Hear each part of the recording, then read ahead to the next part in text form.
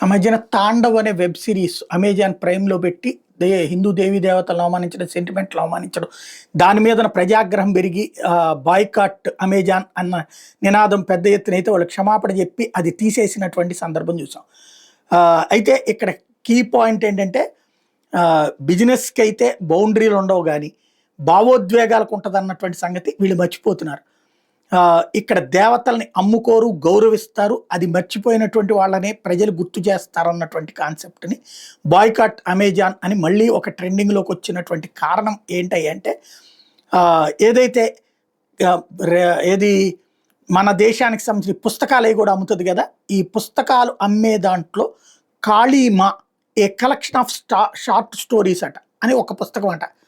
దాన్ని దాంట్లో అమ్మవారిని కాళికా అమ్మవారిని అసభ్యంగా చూపిస్తూ సోషల్ మీడియాలో పైన పుస్తకం కవర్ మీదన కాళికాదేవిని రూపాన్ని చాలా అవమానకరంగా చిత్రీకరించినటువంటి అంశం ఇప్పుడు పెద్ద ఎత్తున చర్చకి తావిస్తోంది. సోషల్ మీడియాలో దాంతో ప్రశ్నిస్తున్నారు.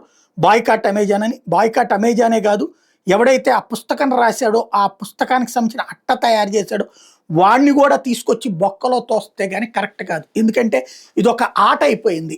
అదేమంటే మాకు భావ ప్రకటన స్వేచ్ఛ. ఇదే పనిని వేరే మతంలోకి తీసుకెళ్తే ఫత్వాలు జారీ చేసి లేపేస్తారు.